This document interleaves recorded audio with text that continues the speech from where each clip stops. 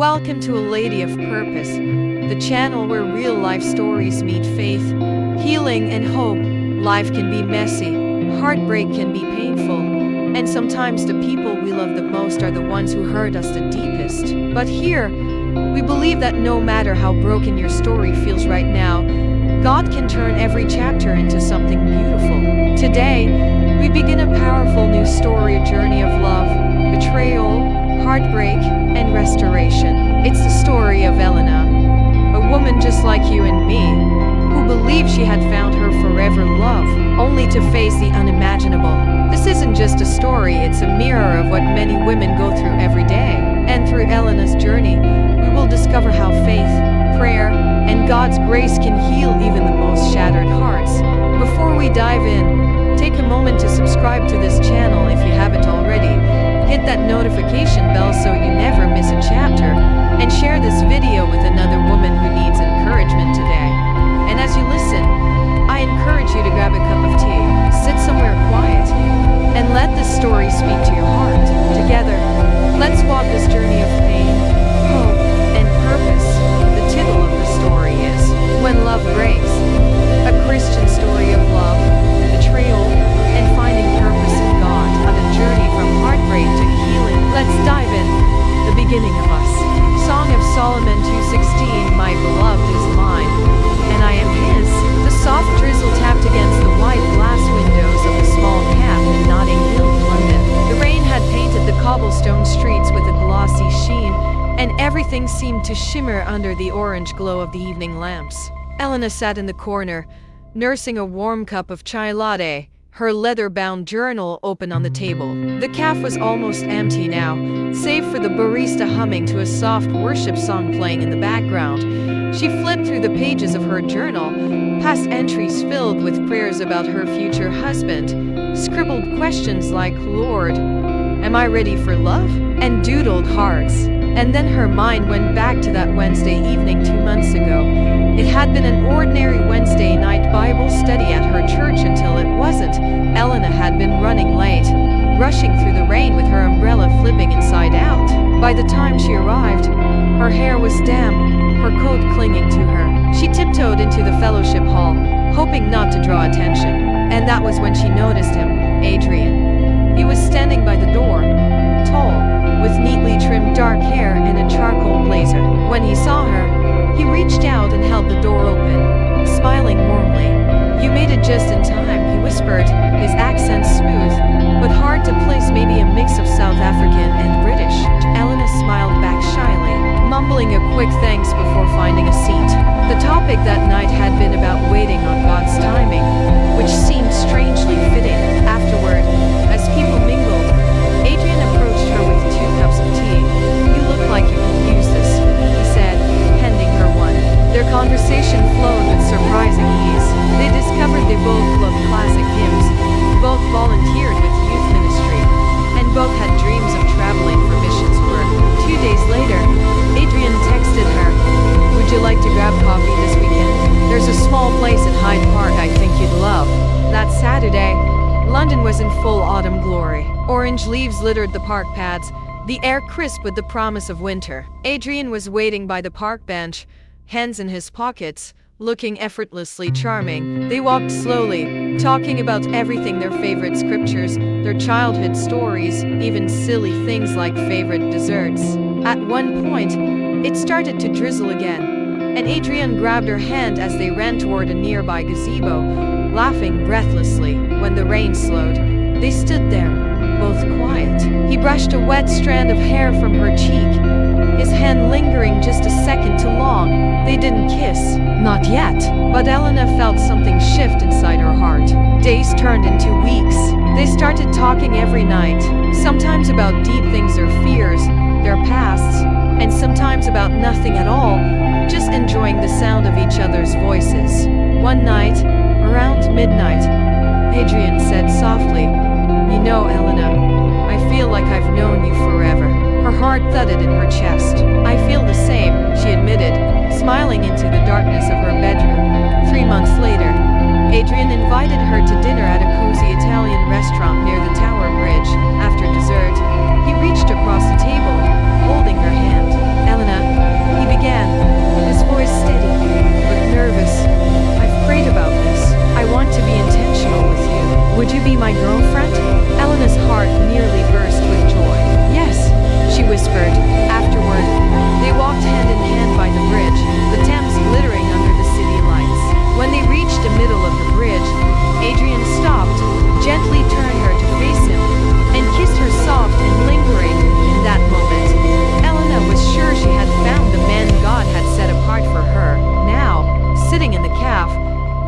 smiled at the memory, her pen scratching across the page. Dear God, thank you for this gift. I am sure he's the one. Meanwhile, across town, Adrian sat alone in his apartment, staring at his phone. A flirty message notification popped up from a number saved only as S. He hesitated, thumb hovering over the screen. Then he smiled faintly and typed back. Ecclesiastes 3:1. There is a time for everything, and a season for every activity under the heavens. The next few months felt like a whirlwind. Adrian had planned everything to the last detail, or at least that's how it seemed. It was spring when Adrian told Elena to pack a small suitcase. Just trust me, he said with that teasing smile she had grown to love. When they landed in Santorini, Greece, Elena's heart nearly burst. The cobalt blue domes, the whitewashed houses cascading down the cliffs, and the endless stretch of the Aegean Sea, it was like stepping into a dream. That evening, they dined at a cliffside restaurant as the sun painted the horizon in pinks and golds. As the last rays disappeared, Adrian stood, knelt before her, and held out a delicate gold ring. Elena. His voice was steady but full of emotion. I've prayed about this for months. I want to spend my life loving you, leading you, and building a future together. Will you marry me? Tears welled in her eyes as she nodded, unable to speak at first. Finally, she whispered, Yes, Adrian, 1,000 times yes. The restaurant guests clapped softly, the waiters cheered, and a breeze seemed to whisper a quiet blessing over them. Back in London, Elena threw herself into wedding planning. Her small flat became a flurry of invitation samples, fabric swatches, and Pinterest boards. There were sweet moments, Adrian insisting they get the lemon cake flavor because life is too short for boring cake, and funny ones, like when he tried to tie bows with YouTube tutorials and failed miserably. Elena often caught herself smiling at her reflection, whispering, This is really happening. The countryside manor near Oxford looked like something out of a movie. Ivy climbing the stone walls, roses blooming in the garden, and the air filled with the soft hum of worship music. Elena walked down the aisle in a flowing white gown, her veil trailing behind her. Her father's arm trembled slightly as he whispered, You look just like your mother did. Adrian stood at the altar, eyes glistening, his jaw tight as if holding back tears. The ceremony was simple but full of meaning. Prayers, worship, the exchange of vows that made everyone in the room tear up. When Adrian said, I promise to love you as Christ loves the church, Elena believed every word. The reception was filled with laughter, dancing, and stories about how the couple met. Their first dance was to Amazing Grace, an unusual but beautiful choice. Adrian twirled her under the soft glow of fairy lights, whispering, We made it. Later that night, in their honeymoon suite, Adrian kissed Elena gently, holding her face with both hands. I can't believe you're finally my wife, he murmured, his forehead pressed against hers. They prayed together, thanking God for bringing them this far, before falling asleep in each other's arms. But sometime around p.m., Elena stirred to find the bed empty. She padded to the balcony and saw Adrian standing outside, phone in hand, face illuminated by the screen. Who are you talking to?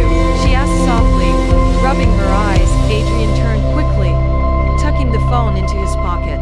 No one, just work stuff, he said with a smile that didn't quite reach his eyes. Elena hesitated, but told herself not to overthink it. It was their wedding night, she wouldn't ruin it. She climbed back into bed, whispering to herself, Tomorrow is the first day of forever. But as she drifted back to sleep, Adrian stood on the balcony a little longer, staring out at the moonlit sky with an expression Elena couldn't see. Mark 10:9. Therefore, what God has joined together, let no one separate. The first few weeks after the wedding were blissful. Elena and Adrian returned from Santorini glowing, spending their evenings cooking together, laughing over burnt pasta, and binge-watching sermons on YouTube. But change came faster than expected. 3 months into marriage, Adrian got a job offer in Dubai, a position he had secretly been applying for before the wedding. I didn't want to tell you until it was certain, he explained, excitement shining in his eyes. Elena hesitated. London was home. Her family, her church, her job. But Adrian was persuasive. This is a once-in-a-lifetime opportunity, El. We'll be building our future, he said, cupping her face with both hands. After a lot of prayer and tears, Elena agreed. By the following month, they were living in a sleek apartment with floor-to-ceiling windows overlooking the shimmering city lights. At first, it felt like a second honeymoon. They explored the souks, went on a desert safari, laughed while trying to eat shawarma without spilling. Elena journaled one night, "Lord, this is not what I imagined, but thank you for giving us this adventure together." But soon, Adrian's work schedule became unpredictable. He started coming home late, distracted, his phone constantly buzzing. "Are you okay?" Elena asked one night as he loosened his tie and collapsed onto the couch.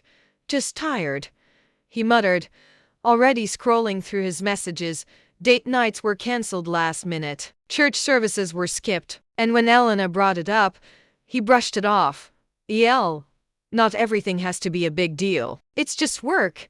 It was a Thursday evening when the first real fight happened. Elena had spent the whole day preparing a special dinner, candles lit, soft jazz playing, wearing his favorite dress. Adrian texted at the last minute, "Running late. Don't wait up." When he finally came home close to midnight, Elena was sitting at the dining table, the food cold, tears running down her cheeks. "You couldn't even call?" she asked quietly. Adrian sighed, loosening his tie. "Elena, I was in meetings all day. I can't babysit your feelings every time work gets busy." His words cut deep. A week later, Elena was tidying up when Adrian's phone buzzed with a message from an unknown number. "Tonight was amazing. Can't wait for next time." Elena froze, her heart pounding. When she confronted him later, Adrian laughed. "She's just a colleague. We went out for a client dinner. Stop overreacting." But something in his tone made Elena uneasy. That night, she stayed awake long after Adrian fell asleep, staring at the ceiling, whispering, "Lord, what is happening to my marriage?" Over the next few weeks, things got worse. Adrian stopped praying with her, stopped attending church altogether. One Sunday morning, when Elena reminded him about service, he rolled over in bed and said, "You go. I need my rest. Honestly, you're too spiritual sometimes." The words stung. She started writing more often in her journal, pouring out her heart. "Lord, is this normal? Is marriage supposed to feel like this?" Hoping to fix things, Elena planned a weekend getaway to Abu Dhabi beach resort, couples massages, everything. Adrian cancelled last minute, saying he had urgent work. Elena went alone, sitting on the shore as the waves lapped her feet, tears streaming down her face. She whispered into the wind, "God, I don't know how to reach him anymore." One night, as she passed by Adrian's home office, she heard him whispering on the phone, "Relax. She suspects nothing," he said, chuckling softly. Elena's stomach turned. She stepped back into the shadows, hand over her mouth, her heart racing so loud she was afraid he'd hear it. When Adrian came out, she was sitting on the couch, her face pale. "Who were you talking to?" she asked, her voice shaking. He smiled coolly. "Just a client." "Don't start." He kissed her forehead as if nothing had happened, then went to bed. Elena sat there long after he'd fallen asleep, the city lights flickering outside, a lump forming in her throat. Psalm 34:18. The Lord is close to the brokenhearted and saves those who are crushed in spirit. The tension in their home had become unbearable. Elena could barely remember the man she had fallen in love with, the Adrian who had prayed with her, who had kissed her forehead after late-night worship sessions. Now, she barely saw him, and when she did, his presence felt cold. One night, Adrian simply didn't come home. Elena stayed up, pacing the apartment, staring at her phone. Midnight passed. Then a m. At dawn, the front door clicked open. Adrian walked in, reeking faintly of cologne and expensive whiskey. "Where were you?" Elena's voice cracked, tears already forming. Adrian dropped his keys on the counter. "Don't start, El. I've been worried sick. You didn't call.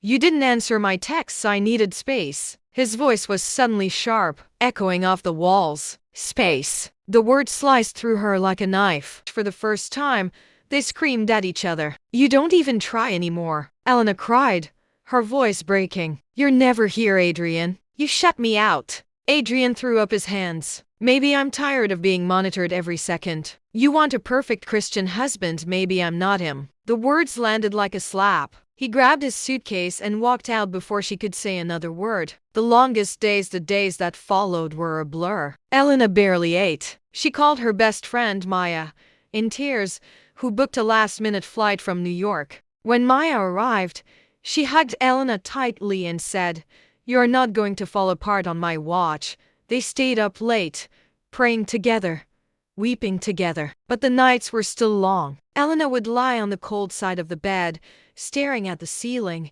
whispering, "God, why would you let me marry a man who would do this to me?" 2 weeks later, Adrian returned. He walked into the apartment like nothing had happened. "We need to talk," he said flatly. Elena's heart pounded. Maybe this was at the moment he would apologize, hold her, promise to change. But instead, he said, "Elena, I want a divorce." Her knees buckled. She had to grab the edge of the counter to stay upright. "No," she whispered. "No, Adrian. We can fix this. We can try counseling. We can pray." Adrian shook his head. "I don't want to fix it. I'm done pretending." Weeks later, Elena found herself in a sterile lawyer's office, staring at the divorce papers in front of her. Her hands trembled as she signed her name. With every stroke of the pen, it felt like she was burying the girl who had once believed in fairy tale endings. When it was over, she walked outside into the Dubai heat and broke down completely, sinking to the curb, sobbing. Maya knelt beside her, wrapping her in a hug. "Elena," Maya whispered, tears streaming down her face too, "you're not alone. God is still here." A week later, a delivery arrived at Elena's apartment, a bouquet of white lilies, her favorite. Tucked inside was a card with Adrian's handwriting. "I made a mistake. Can we talk?" Elena stared at it, her breath catching in her throat. For a moment, she felt her heart leap with hope and then fear. Scripture. Isaiah 41:10. "So do not fear, for I am with you. Do not be dismayed, for I am your God. I will strengthen you and help you. I will uphold you with my righteous right hand." Spirit. Elena sat at her small dining table, the bouquet of lilies staring back at her. Adrian's card, was lying beside her coffee cup. "I made a mistake. Can we talk?" She read the words over and over until they blurred through her tears. She wanted to scream. She wanted to throw the flowers out the window, but she didn't. Instead, she sank to her knees on the kitchen floor, clutching her Bible. "God," she whispered, her voice shaking, "what do I do? What if he's changed? What if this is my chance to save my marriage? And what if he hasn't changed at all?" That night, Elena couldn't sleep. She stayed up, reading the book of Hosea, thinking of the prophet who was called to love a broken, unfaithful wife. Was God asking her to take Adrian back? At AM, she found herself praying out loud, "Lord, if I let him back in, I need you to guard my heart. I need you to protect me from another heartbreak. But if I close the door, give me the courage to trust you with my loneliness." 2 days later, she agreed to meet Adrian at a quiet cafe overlooking Dubai Creek. When he walked in, her breath caught. He looked tired, thinner, but still devastatingly handsome. "Elena," he said softly, sliding into the seat across from her. She swallowed hard. "Why are you here, Adrian?" He reached across the table, his hand almost brushing hers. "I miss us. I miss you." For a moment, she felt her heart betray her. She almost reached back, but then she remembered every lonely night, every unanswered call, every tear she cried on that apartment floor. Adrian's words grew sweeter, but something about them felt rehearsed. "You're still the only woman I'll ever love," he said. "We can make this work, we just have to forget the past." Elena's stomach twisted. Forget the past? She realized he wasn't apologizing. He wasn't taking responsibility. He just wanted his comfort back. "I can't just erase what happened," Elena said, her voice shaking. "You broke me, Adrian. You walked away. You signed those papers." Adrian's jaw tightened. "So what? You're just going to throw us away?" Tears welled up in her eyes. "No, Adrian, you did that. And now you're asking me to hand you the pieces so you can break me all over again." That night, Elena sat in her prayer corner, a small cushion and candle by her bedroom window, and opened to Isaiah 41:10. She read the words out loud through tears. "Do not fear, for I am with you. I will strengthen you and help you." For the first time in months, she felt a strange peace wash over her. She wasn't ready to take Adrian back, but she was ready to trust God with whatever came next. The next morning, Elena received a voice note from Adrian. His tone was different this time, colder, almost threatening. "If you don't take me back, you'll regret it." Elena's blood ran cold. This wasn't about love anymore. This was about control. And for the first time, she realized she had to choose freedom, even if it meant facing life alone. 2 Corinthians 3:17. Now the Lord is the Spirit, and where the Spirit of the Lord is, there is freedom. Elena replayed Adrian's voice note 3 times, her chest tightening with each word. "If you don't take me back, you'll regret it." It sounded less like a plea and more like a threat. Her hands shook as she set her phone down. Adrian had never spoken to her that way before. For days, she felt as though Adrian's presence loomed everywhere, in the grocery store, in the parking lot. Even when she prayed, her heart pounded every time her phone buzzed. He sent flowers. He sent long messages late at night. He sent pictures of their old memories together, their wedding day, their honeymoon on Santorini, with captions like "Remember us?" At first, she cried. Then, she started to feel angry. Maya, who had stayed a little longer in Dubai to support her, finally sat Elena down. "This isn't love anymore," Maya said firmly. "This is control, and you don't deserve this." Elena wiped her tears. "But what if he changes? What if this is God testing me to forgive him?" Maya leaned forward. "Forgiveness doesn't always mean reconciliation, Hel. Sometimes forgiveness means setting someone free and walking away." Elena swallowed hard. Maya's words felt like truth she wasn't ready to face. The next week, Adrian showed up at her apartment building unannounced. "Elena." He called from the lobby, his voice echoing. She froze. When she didn't come down, he left a note at the front desk. "I'll keep coming until you talk to me." Her hands trembled as she held the paper. That night, she locked every door, every window, her heart racing at every sound. At a.m., she fell to her knees. "God, I can't live like this anymore," she sobbed. "I can't keep going back and forth. I can't keep letting him control my heart. I need you to set me free." Her tears soaked the pages of her open Bible. When she finally stood, she felt something shift inside of her, a holy resolve. The next morning, she sent Adrian a message. "Adrian, I have forgiven you, but I will not allow you back into my life. I am choosing peace. I am choosing freedom. And I am choosing to trust God with my future." She turned off her phone, placed it face down, and breathed deeply. For the first time in months, she felt light. That peace lasted until 3 days later, when she received a letter in the mail. It was from Adrian's lawyer. He was filing for financial claims and threatening to expose her personal journals and private messages. The war had officially begun. Elena stood in her living room holding the letter, her hands trembling but her spirit calm. This time, she wasn't afraid. "This battle is yours, Lord," she whispered. But deep down, she knew this fight was going to cost her more than she ever imagined. Romans 8:37. "No, in all these things we are more than conquerors through him who loved us." Elena stood in front of the mirror, her reflection staring back at her. Her hands were still trembling, but her eyes for the first time in months looked steady. She had spent 3 days praying, fasting, and talking to her pastor on Zoom, and now she knew what she had to do. She requested a public meeting with Adrian and his lawyer in a quiet corner of a hotel lobby. When Adrian arrived, his usual confident smirk was plastered on his face. "Elena," he said smoothly, "you could have just called me." She stood tall, her chin slightly raised. "No, Adrian, I needed you to see me like this, not broken, not afraid." She placed a document on the table, her own legal response. "I have forgiven you," she said firmly, "but I will not be manipulated anymore. If you continue these threats, my lawyer is prepared to take action." Adrian's smile faded. "You think you can just cut me off?" he said, his voice sharp now. Yes, Elena replied, her tone calm but unshakable. Because I am no longer yours to control. God has set me free. Adrian stared at her for a long time, then let out a cold laugh. You've changed. Yes, she said softly, and you should too. For a brief moment, something flickered in his eyes, regret. Maybe, but it was gone as quickly as it came. He grabbed his lawyer's folder and walked out without another word.